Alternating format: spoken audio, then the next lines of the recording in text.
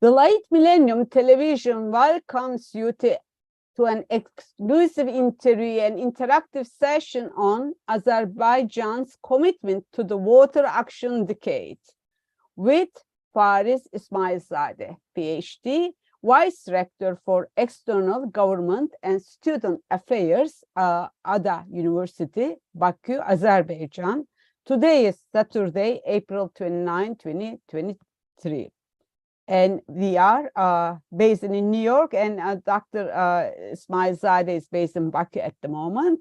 And this program is brought to you by the late Millennium Charitable Global Human Advancement Organization, associated with the United Nations Department of Global Communication, and also specially accredited to the UN 23 Water Conference. And I am your host and producer of the program. I am BIRCAN ÜNVER. I always forget my name. Okay, now I'd like to welcome to my guest and Dr. ISMAILZADE. Dr. ISMAILZADE, I can hear you. Yes, I can hear you quite well. I hope you can hear me as well.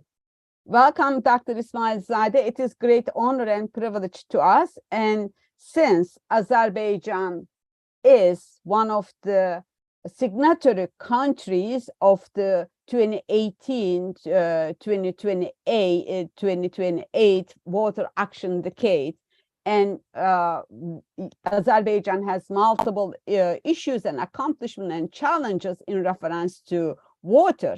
So we are great privilege and honor to have you to speak, to unfold these issues, which is not heard or discussed around our network here. So please provide us an overview, so then we can have a grasp to kind of try to unfold a couple points based on that. Okay, thank you so much. Greetings from Baku, dear BIRCAN and dear participants. It's a great honor for me to be part of this discussion. I thank you for inviting me.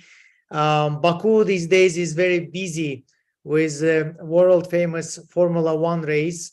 So we are sending best regards to all the participants from Baku, and we hope to see you as well in Baku sometime in the future. As BIRCAN mentioned, I am Vice Rector of ADA University, and also I am Director of a newly established think tank, which is called Institute for Development and Diplomacy. And within our think tank, we do a lot of research related to environmental problems, water scarcity, water management issues. And our institute has already published 6 policy recommendations and policy papers when it comes to water management issues in Azerbaijan, some of the problems that the country is facing. What I would like to do is I would like maybe to make a short presentation, maybe 10 minutes, and then we can have a discussion and Q&A session afterwards. Well, Azerbaijan has been facing some serious problems related to water scarcity. It's a downstream country. Azerbaijan is receiving more than 70% of its water resources from outside, meaning that the rivers are transboundary rivers. The largest river, Kura, is originating from Turkey, passing through Georgia and reaching Azerbaijan. The other rivers, such as Araz and Samur, also originating from transboundary territories. And therefore, it's of course very difficult for Azerbaijan to deal with such downstream country status, because most of the rivers, by the time they reach Azerbaijan, they are heavily polluted, they are extremely overused, including construction of dams, water reservoirs, using them for irrigation purposes. So we have noticed that in the last 10 years, the main river Araz has been experiencing significant problems with the decrease of the level of Kura and Araz, both of them experiencing significant decrease in their levels. And as a result of that, of course, Caspian Sea has been going down significantly in some areas, up to 20-25 meters. One can observe the decrease of the Caspian Sea level. At the same time, we can say that climate change is showing visible signs. Azerbaijan is having less rainfall, significantly less rainfall, up to 10-15% less than in previous decade. And the mountainous areas, which used to be source of rivers, they're experiencing less and less ice periods and winter periods. So climate change, coupled with population increase, coupled with increase of agriculture activities, agriculture developments, is leading to the significant problems with rivers, downsizing of the rivers, and overall water scarcity in the country. At the moment, Azerbaijan is using water for three main purposes. It's agriculture, it's industry, and for consumption by citizens. Although consumption by citizens is only around 5% of overall use, the rest of the water resources going into agriculture and industry. And due to the fact that agriculture production has been intensifying, increasing, some of the agriculture companies are aiming towards nearby markets such as Russia, Ukraine, to export fruits and vegetables. This leads to significant pressure on water resources and water scarcity. And what is interesting to note is that most of the irrigation canals and irrigation pipelines have been built during Soviet times, when there was very little use of agriculture. There was no problems with climate change, increasing of the overall temperatures, and there was very little population, around 5 to 6 million. Now there are 10 million population of Azerbaijan, and these irrigation canals mostly are built with open surfaces, which leads to significant waste of water resources due to evaporation, due to waste during the watering processes. Up to 20% of water in agriculture fields are wasted due to evaporation and lack of control and monitoring systems over the pipeline. Most of the pipelines are with open surfaces. Some of the pipelines are also using no concrete, but just dig outs on the earth. So this is leading to significant waste of water. Another part of problem is the salination of the water, because close proximity with the salty soils, leading to salination of the water and overall decrease of productivity. So the last 10 years, we have been seeing significant problems with water resources, significant increase of Kura River, Araz River. There are about 140 artificial, man-made, and natural water reservoirs in the country, which is also putting a lot of pressure on the flow of the rivers and on the biodiversity of the rivers. And the final challenge that I would like to mention is that the land division that has taken place in independent Azerbaijan after the dissolution of Soviet Union has led to very small portions of lands being distributed to the households. Privatization of the land has taken place, which is leading also to inefficient use of both land resources as well as water resources due to small size of the lands and family farms. Now, a new agency has been recently created about 1 month ago by President Aliyev, which is unifying all agencies and actors in the water resources field in Azerbaijan, mainly Azersu, which is a main company providing water to the households, as well as irrigation and melioration agency, which is providing water to the agriculture fields, but also some other agencies such as Ministry of Emergencies, Department for Water Resources, and several others are being unified in order to do more efficient management of water resources, to have more comprehensive policy approach to this problem, and to have better utilization of the resources, available resources, including better coordination and better, let's say, management of the problems. What needs to be done? What needs to be done in order to solve these problems? Of course, a first problem derives from the lack of data. most of the irrigation canals and pipelines do not have sophisticated measurement, reporting, and verification of the data. So a lot of water is being used without clear understanding where it is going, where it is being wasted. So measurement, reporting, verification system needs to be implemented in place so that more clear data is received, and it is clear, there's a more clear understanding where is more demand for watering, in which areas, in which geographic zones. So this data sharing, measurement, reporting, and verification system needs to be put in place. And of course, this integrated water resources management system needs to be put in place, meaning that better coordination between different government actors, better resource sharing, better planning needs to be put in place. In certain areas where there's significant problems with water resources, resilience policies must be developed, including importing of the water resources from other areas, substituting agriculture products with products from foreign countries, especially those types of agriculture that requires intensive watering needs to be replaced by importing. Desalination activities need to be taken. Recently, President Aliyev established 2 big projects related to desalination, meaning using Israeli technology to desalinate Caspian water. And one important factor to mention here is that Karabakh lands, which have been liberated from occupation, are also rich of full water resources. And these Karabakh rivers must be fully integrated into the overall Azerbaijan's water management system. Some of them are very good with energy production capabilities, so they can be used for production of renewable energy, hydro energy. Some of them can be rerouted into irrigation fields and farming fields.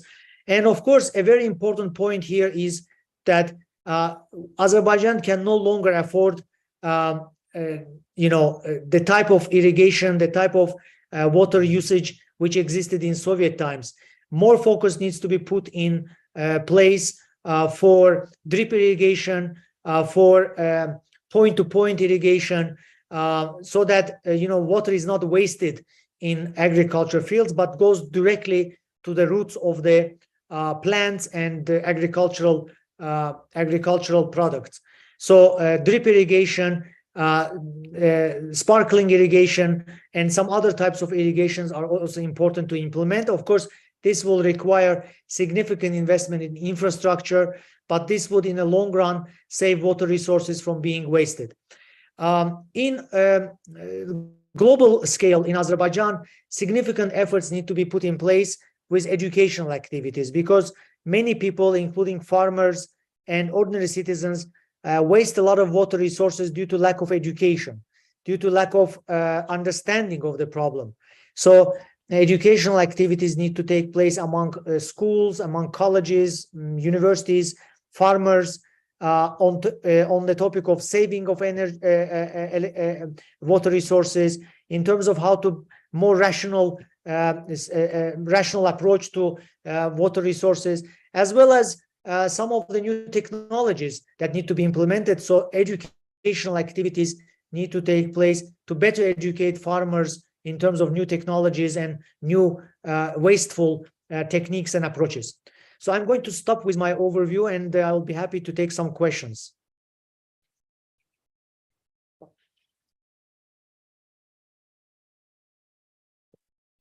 Thank you so much, Dr. ISMAILZADE. It is really very compact to unfold. Each one might be a book or a chapter of book.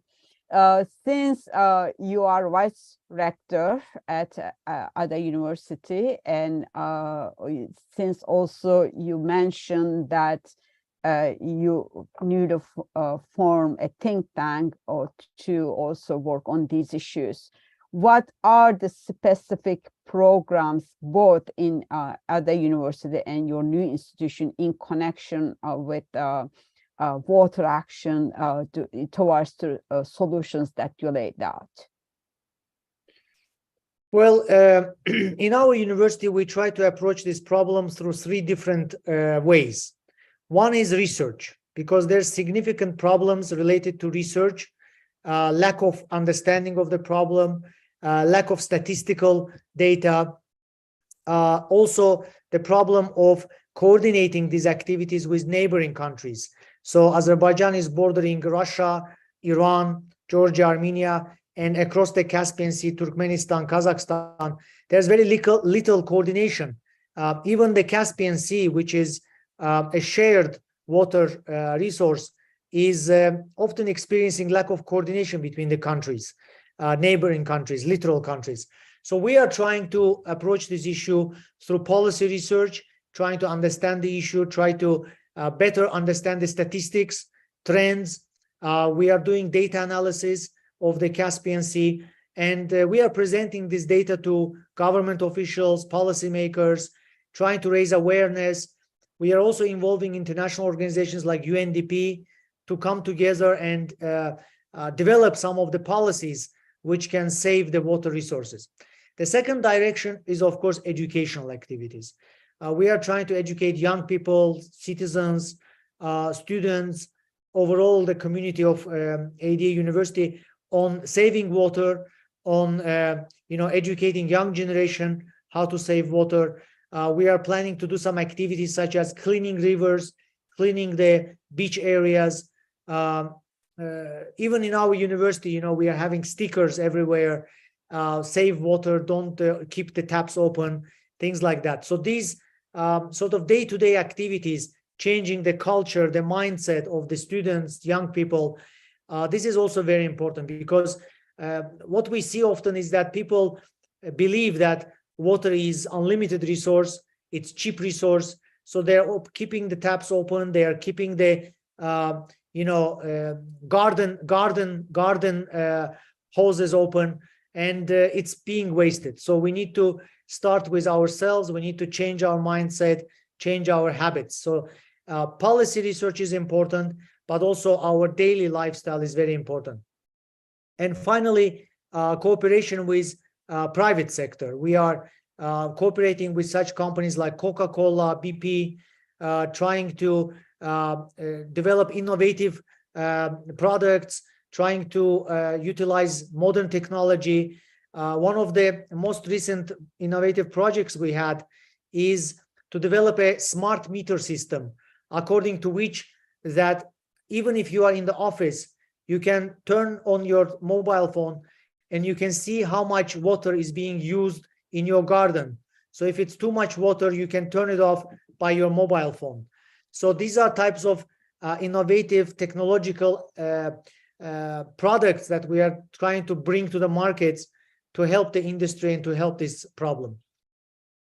Thank you so much. Before follow-up questions, I'd like to acknowledge and welcome to our dear mutual friend, Azerbaijan Society of America, President Tomris Azeri. Welcome. And thank you, Bircan Hanım. Thank you, FARIZ. Welcome. Thank you. And I also like to welcome to Ülkü Durmazer. She was also our volunteer for the during the UN Water Conference, and also I'd like to welcome to my NGO colleague Harvey Dupiton. Welcome. And now I'd like to go back to Dr. ISMAILZADE. I remember well that during our program on the International Day of Democracy, one idea stayed with me, which was you mentioned that you were encouraging students to interact with all diverse local communities in terms of overcome preconditioned minds and towards to democracy and coexisting. In a similar context, I just wonder if do you have any specific program that you encourage your students towards awareness, because this is what also our mission or our commitment to the UN is, water awareness, water conscious, that hopefully may lead some game changing in the process. Is there any specific program, project ongoing or developing in terms of through your university, through your think tank to connect with the diverse communities in Azerbaijan to aware them what is put out in your solutions list? You know, this problem is in Azerbaijan and overall in the region, Caucasus region. It is somehow always believed to be the responsibility of the government. That government needs to take care of the problem. Government needs to solve the issue of irrigation fields and clean the rivers and make sure that no pollution takes place. And government needs to take care of all of these problems related to plastic waste, etc. But we should not forget that all of this starts with ourselves. It's real citizens that ordinary people that, for example, use a lot of plastic. And all of this plastic is later going to Caspian Sea. And Caspian Sea is already experiencing very severe problems with the fishing, overfishing. The sturgeon, which is the largest and most popular fish in the Caspian Sea, is already under a threat of extinction. There's a poaching problem, there's pollution problem. There are fields, there are parts of Caspian Sea where oil spills are taking place. And this is all activity of the humans. You know, human impact on environment is extremely damaging. We see that Azerbaijani rivers are being drained because of the agriculture activities, because of the dams, because of the garbage that is being collected. So all of this needs to be dealt in a comprehensive manner with participation of young population, young generation. We have started, for example, a new project which is called Refuse from Plastic Waste. We are collecting plastics and we are trying to recycle it, because plastic, it takes about 450 years for a plastic to disappear in the oceans. So fighting against plastic. In some areas, we are also working with students to plant trees, because the more trees we have, the more climate change will be somehow mitigated. Because if there's a climate change, Azerbaijan is, for example, expected to have about 1.5 Celsius increase of temperature in the next decade. And when there's this increase taking place, it is affecting the mountains, it's affecting waters in the rivers and glaciers. So we're trying to plant trees to prevent the climate change. These are types of activities we're doing: fighting plastic, fighting deforestation, and also another project is cleaning the beaches, because beach areas are being polluted a lot. Now, I also want to say that these activities must be also coupled with significant technological innovations. And desalination is one of the areas where we have much hope, because now there's available technology to desalinate water, to use water from the oceans or from the, let's say, Caspian Sea for drinking purposes, for irrigation purposes. So desalination is another hope where technology can come to our rescue. When I mentioned about drip irrigation is another way to solve the problem, because most of the water is being used in agricultural fields for areas which is not needed really to be used. So drip irrigation and drop irrigation will be helping us to save about 30% of the agricultural water usage, which is currently being wasted. Thank you so much. And especially the desalination process was going to be my next question, because I read Azerbaijan efforts for the irrigation and also the plan, or when it is necessary for the drinking purpose, as just you mentioned. But my key question is this: where is Azerbaijan in the desalination technology?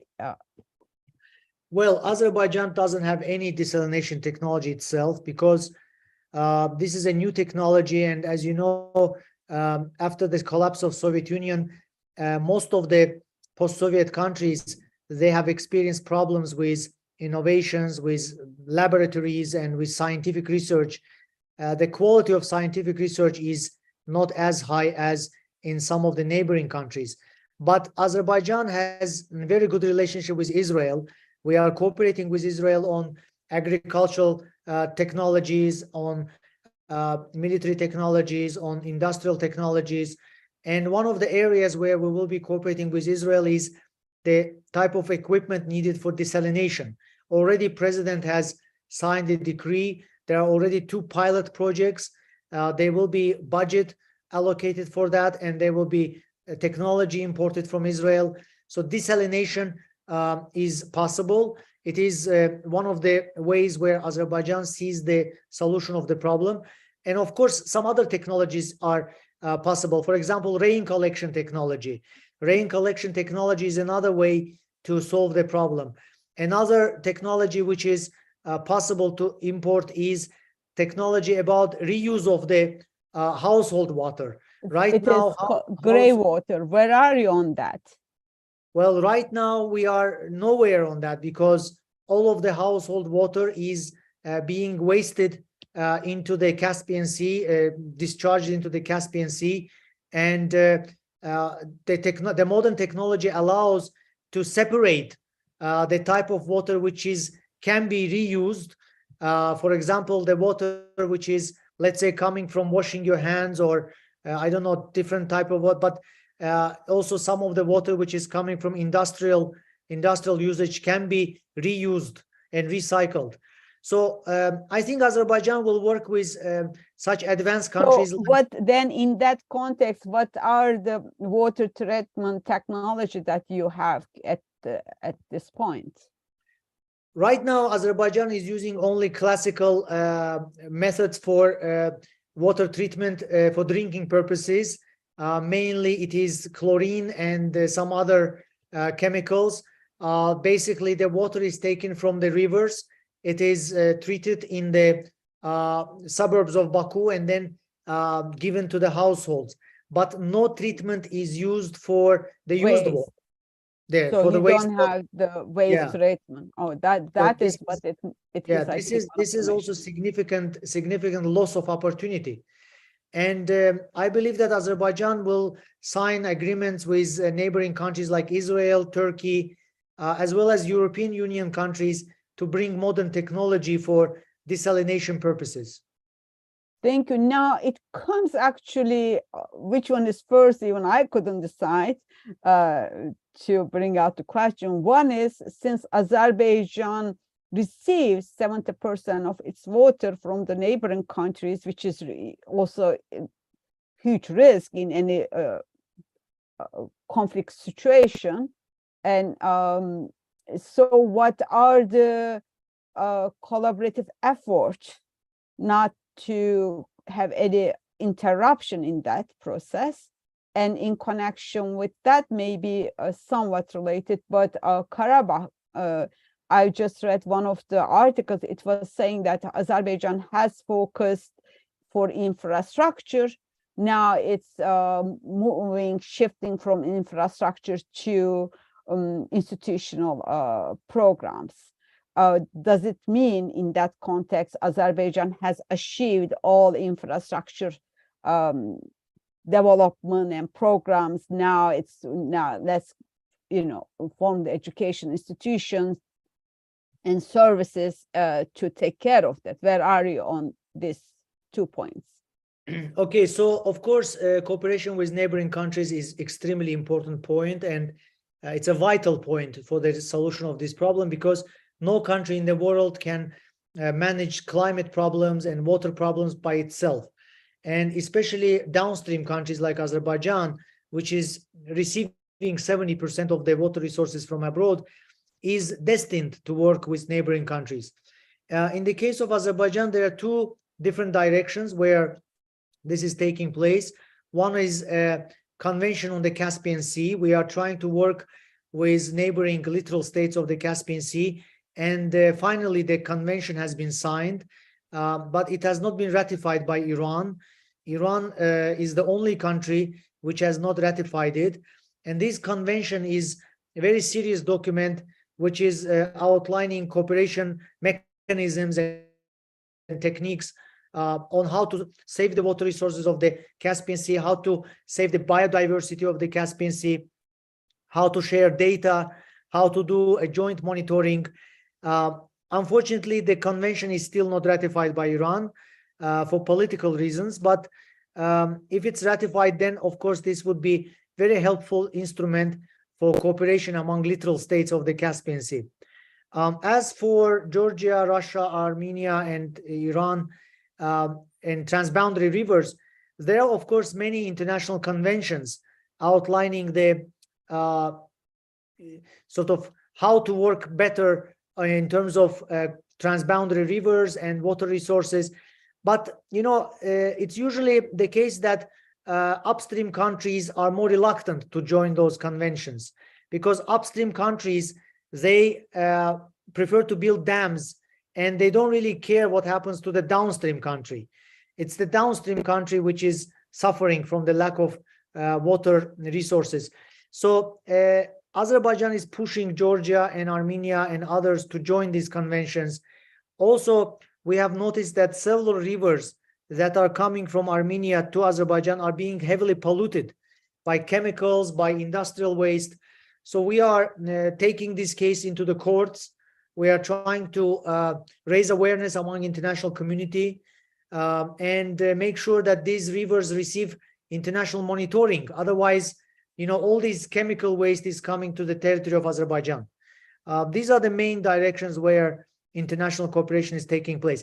In some cases, there is also cooperation when it comes to hydro resources. For example, on Araz River, there is a joint construction of hydro power stations, Khudafarin and Kızgalası, and these hydro power stations will also allow to get renewable energy in the future as well. So some form of cooperation does exist. It is a slightly different question. I was lucky to attend to the Azerbaijan's side event at the UN 2023 Water Conference. There was 2 points that got my attention based on, I didn't have prior information, honestly. The one was there were 2-3 young students, and it was brought out, mentioned that they were Armenian young kids. That was really very inspiring. And I knew before that, especially your university has launched several programs with Armenian professors and universities. And the other one, also Professor Olca ÜNVER from Arizona State University made a presentation in which he brought out that the survey they made in Azerbaijan, conducted a survey. It was quite interesting.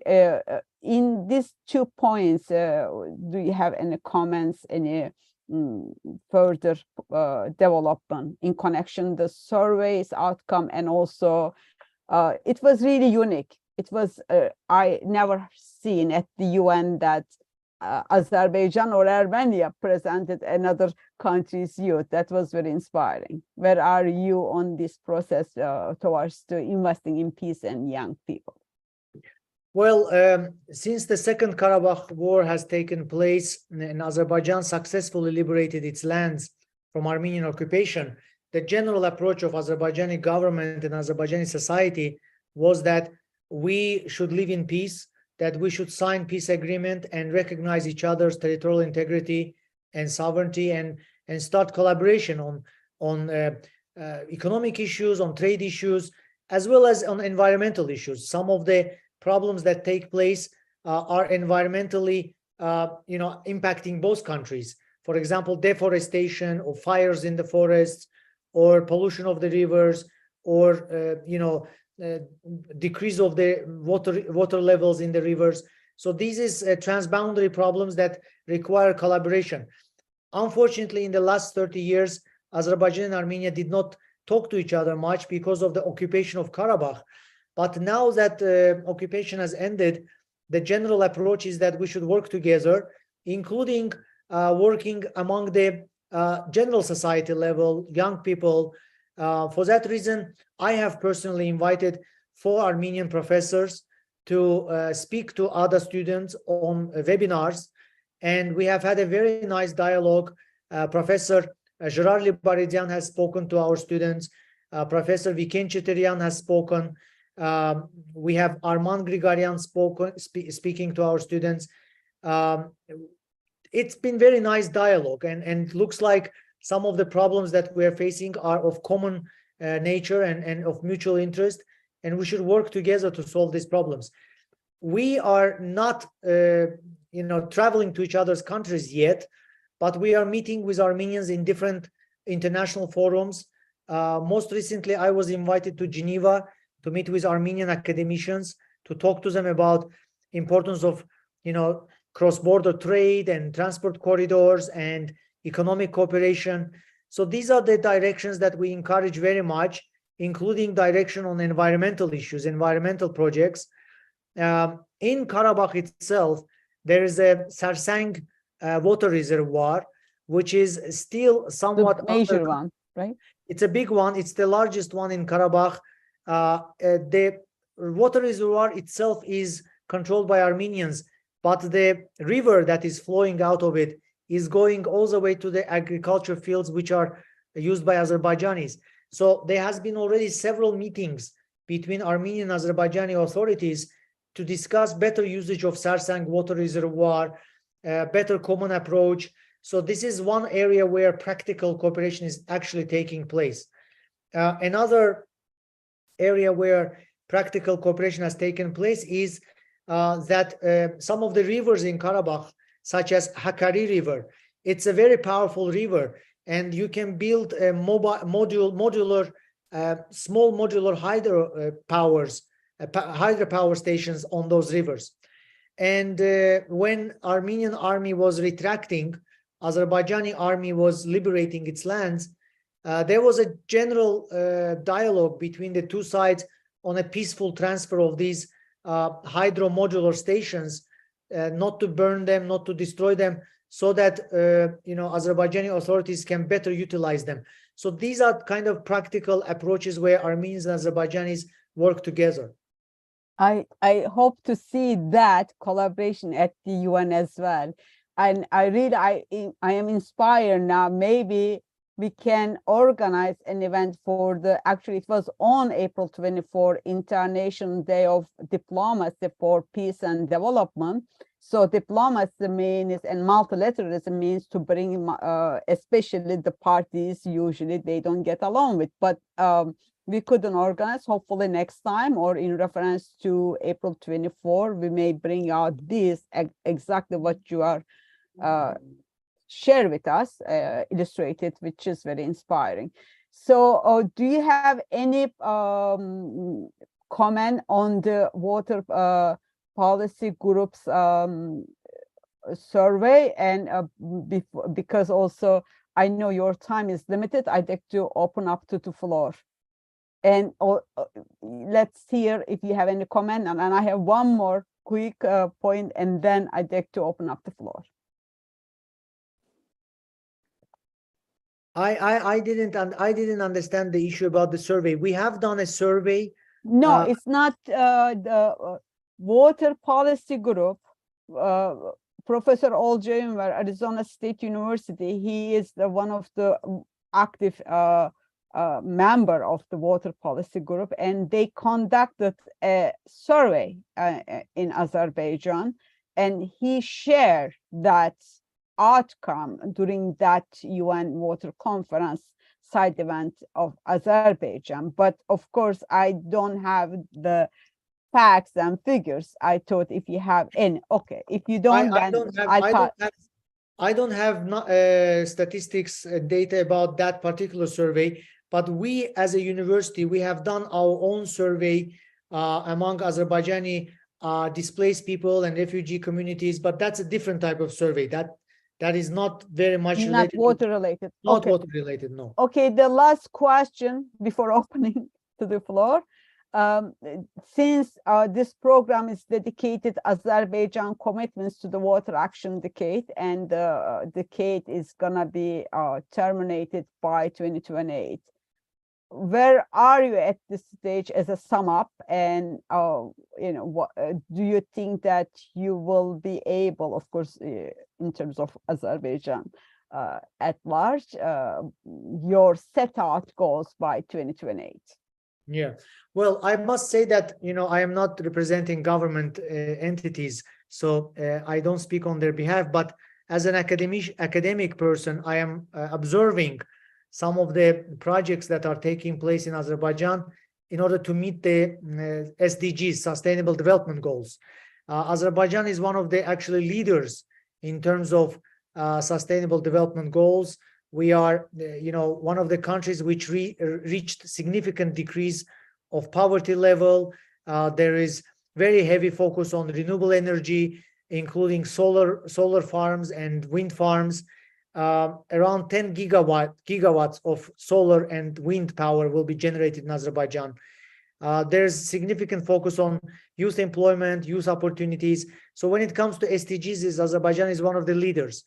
But more specifically on water issues, there are still remaining problems. Azerbaijan, one of the international agreements or international obligations that Azerbaijan has taken is timely and accurate data sharing. So data sharing, cross-border data sharing on climate change, on Caspian sea levels.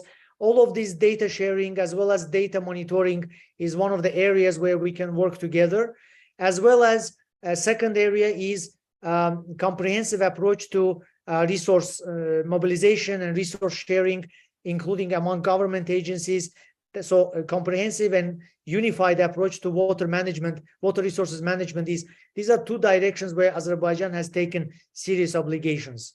This is a great hopeful and very positive end, and hopefully maybe one day also it will be great to profile Azerbaijan's accomplishment on the SDGs. So I really thank you, appreciate, and I learn a lot and need to learn more in a great deal. Now I'd like to open the floor, and I'd like to find out if anyone has questions, comments. Tomris Hanım, Nigar. Please. I could comment. I want to first thank you, Bircan Hanım, for doing this. And I, of course, thank FARIZ for giving us very informative information. I mean, I never thought of water problem or water anything in Azerbaijan, but I learned a lot. Thank you. And I will check into more of it because it's very important. I know where our water comes from in the United States, but I never thought of, where does Azerbaijan resources come from? Thank you. I learned a lot. Thank you. Thank you, Tomris. Many people just like you, Tomris, don't really think about this problem. No. But in Azerbaijan, it is becoming a very significant problem. I would say that it is quite a high level of national security problem because what happens is that due to lack of water resources, people have to move from their villages. So there's significant demographic pressure. There's pressure on agriculture production. There's also some social tensions in the regions between farmers and the, let's say, the government officials. So it is quite a high level of social problem and also a security problem, I would say. Also, I'm sorry, I couldn't add, because also it's really very much tied in with the technology and international cooperation, everything you have laid out. Yeah, I mean, in some cases, I think some of the villages and some of the rural areas will have to be relocated due to lack of water resources. It's always a security problem here as well. In our reservoirs, they're wide open, and it's a security problem here as well. It's the technology that needs to be secured, yes. Yeah. Definitely. Does it rain? I don't know much about, does it rain? This is how we get our water. Our reservoirs are full because it rains a lot in this country and we get a lot of snow. That makes the water. Is it like that? Yeah. Well, the problem is Tomris that Hanım, I'm sorry, just because also one of the key question, Azerbaijan also faced with drought. Actually, you touch on now. So where is the current status dealing, challenging, overcoming the drought? And I kind of back on your comment. Bircan, what was the last word you said? Common problem of what? A drought. Drought. Well, the problem is that to combine these two questions, the problem is that due to climate change and increase of the temperatures, average temperature is increasing around 1.5 Celsius in our region. It is affecting the rainfall as well. So the rainfall in the last decade, according to statistics, has decreased by 10-15%. So less rainfall, less snowfall in the mountainous areas, smaller glaciers in the top of mountains. All of these are sources of rivers. So when the glaciers are smaller, when the snowfields are smaller, when there's 10-15% less rainfall, it means that rivers are getting less water. So droughts, I wouldn't say that droughts are happening at a scale of Middle East, but rainfall is definitely decreasing. And this is affecting the decrease of fishery opportunities, decrease of the river levels, Caspian level. All of these is interrelated due to the climate change and increase of the warming up of the temperatures. Actually, there was a question in my mind in terms of drought and climate change. Do you think, is there any climate modification, weather modification that's implemented, applied by any other country over Azerbaijan? Well, you know that there are multiple policy recommendations regarding climate change, including, forestation issues, planting trees, including usage of new filters and cleaning technologies in the plants and factories, electric cars, electric buses. Azerbaijan is slowly moving in that direction as well. But Azerbaijan is a small country, and we are not as much contributors to the climate change as much as recipients of the impact of the climate change. When we have big countries around us which are polluting, industrial pollution of the planet, it is affecting our the biodiversity and the ecological diversity of the Caspian region as well. So we are not as much contributors into it as much as recipients of its impact. So in the kind of unfortunate part in that effect. Yeah. I'd like to find out if Nuran Hanım or Harvey Dupiton, are you there, Harvey? If you have any question, comment. And maybe if Salih has a question or comment. If not, I always have more. I just wanna thank you. If you put your head a little bit up, always cast your face. Okay, because better. of my laptop and. Okay, better now. Go ahead. Yeah, better. Yeah, so been participating in these conversations and listening to those very inspiring meetings, conferences, just helps me raise my hope for humanity, in the humanity, because in general, I am well aware of almost living in America, in New York, everybody has their plastic bottles and they have no idea, just right and left. They keep wasting all the resources without being aware of how resourceful and how important water is, because life starts with water. So I just want to thank you, and like hearing from Azerbaijani initiatives, just like yeah, I'm like very grateful for your efforts, and like yeah, one person impact can impact many other people. Yep. Thank you. Thank you very much. Thank you very much. And I am as hopeful as you are because of the availability of new technology, including desalination technology, including new filters on the plants, including some of the rain collection technology. So all of this technology making me very hopeful, as well as solar and wind panels, which are somehow in Azerbaijan becoming a very popular trend in the last year.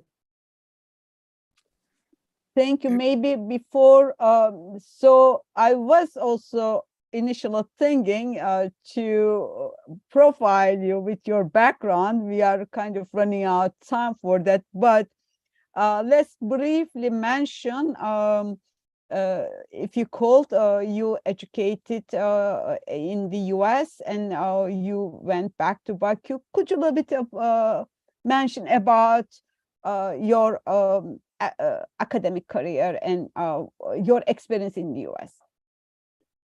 Well, Tomris knows me very well because as a student, I stayed in her house. I was a student in US. I studied with the help of State Department scholarship, and we were all united by Azerbaijani Society of America, and often we organized joint activities. So Tomris was a unifying figure for all of us and still is.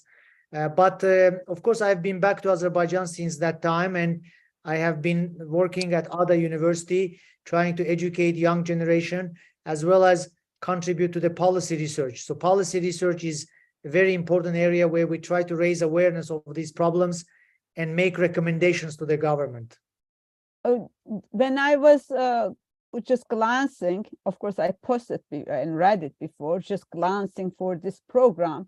Yes, you have many articles, and also you have book published, especially not limited with Azerbaijan, in the US in international level. I mean, maybe this is completely different type of question, but it's, I think for instance, I knew from the Turkish background, it is one of the hardest thing that Turkish academician could get published in the US or European academic magazines or media. What is your experience on that? I mean, you are one of the inspiring, successful figure on that as an academician. Yeah, it's not easy to publish in international journals. I have had some experience on it, and you know that nowadays rankings of the universities are very much depending on that. The more articles you publish, the better your rankings go up. So we are trying to encourage our professors to do research, to engage in publications, to publish abroad in reputable journals with impact factor, with citations, etc. So one of the most convenient, or let's say popular ways now, is to do interdisciplinary research and collaborative research between several universities. So I try to work with my friends and colleagues from different universities around the world. We try to share data, we try to engage in common research. So this interdisciplinary and across the country type of collaboration can lead to better research outcomes. That is the most popular trend nowadays. Congratulations. Also, you have books. 3 books, yes. One of them is about energy policies. Another one is about... Could you name them? Yeah. Could you mention the exact names? Yeah, the latest book is Liberated Karabakh. It was published in 2021 after the liberation of our lands. I am not the only author. I am the it's a collection of articles, so I am the mainly editor of the book. Before that, there was a book published by Jamestown Foundation in US. It was called South Caucasus 2030, Oil, Democracy, and what was the third name? I forgot. So it was about a forecast of the region for 2030. And before that, I published a book about energy policy of Russia in South Caucasus. So these are 3 books. Congratulations. So Nuran Çınar from the Turkish American Federation is on. I wonder if she has a question, because I'd like to give an opportunity. Nuran Hanım, would you like to say something, or do you have any comment or question? If not, okay. No, No, okay. we cannot hear. She doesn't have a microphone. No, actually, she didn't. She said fine. You know, just should wait. So before concluding, two back-to-back questions. One is really, what is your optimist hope to achieve in connection with Azerbaijan's water action decades, commitment to the water action decade? If you would like me to say one word, I would say efficiency, because we do have quite rich biodiversity, but in order to utilize these water resources, we need to have efficient policies, efficient infrastructure, so that we prevent the waste, so that we don't have to waste water on unnecessary lands. So efficiency is what we are trying to achieve, and optimization of our water resources. These are very important. I think it is expected by 2050, about 25–30%, if this trend is going, the loss of the natural good water resources to be wasted. Right now it's around 30–35%, but we should keep in mind that population is increasing very fast. Azerbaijan is adding extra million of the population each decade. So each decade extra million. Wow. Extra decade, each decade extra million. We are now more than 10 million. And also we should keep in mind that agriculture production has tripled. So there's a significant pressure on water resources due to the increase of agriculture production. That's also very important. It's also like kind of, I think, hard to balance. Agriculture production is so important, too important, and a source of the living, but also it's consuming, it depends on water. So it's really, I understand, I can imagine the challenge. The agriculture is important because of the food security and food safety, but it doesn't have to be as wasteful as it is currently is. If there are proper policies in place, if there are proper technology, proper irrigation, so it will not be as wasteful as it currently is. Thank you so much. Before I will ask my last question or point, I will just call on if she has anything. Nigar Panahova, would you like to have any question, comments? First of all, I would like to say thank you, Bircan Hanım, for organizing this Zoom meeting. And hi, everyone. And thank you, Dr. ISMAILZADE. It was like very detailed information about the water challenge in Azerbaijan. I think you already like partly answered this question. Water security in Azerbaijan, especially in liberated Karabakh, like, could you please give more information about that? And thank you. Yeah, thank you so much, dear Nigar, for this question. I personally visited Karabakh 7 times after the liberation. So Karabakh has amazing natural resources and natural beauty, but also a lot of challenges, including cross-border transboundary waters that are coming, including Araz River, which is one of the largest rivers in the country. Some of them are polluted, so we need to make sure we fight pollution, we prevent pollution in the rivers. There's a lot of agricultural opportunities in Karabakh. Hopefully, agriculture will be in a new way, new technology, drip irrigation, sprinklers, so that we don't have to use the Soviet-type canals, which are extremely wasteful. So the president of country has declared Karabakh green zone and ecologically friendly zone. So there will be hopefully more modern technology utilized, more renewable energy utilized, so that way the nature will be preserved in that area. Thank you so much. Before closing, I'd like to ask, what is your water action commitment, your own and or yours on behalf of your division at your university.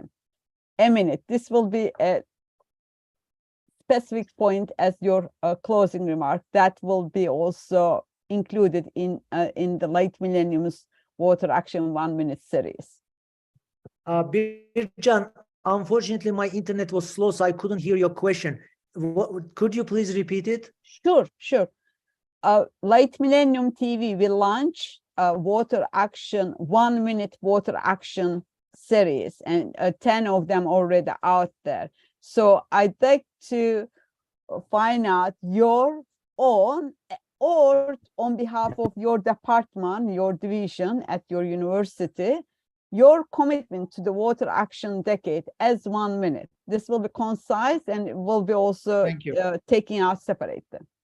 Well, as a representative of university in Azerbaijan and the think tank in Azerbaijan, we are committing ourselves to better research of water issues in Azerbaijan and in the region, better data analysis, better policy recommendations, better awareness, and better education.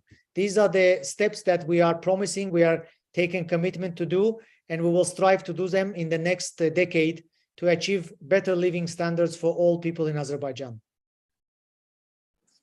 Thank you so much. Now, before we close, I'd like to have gallery view picture to share.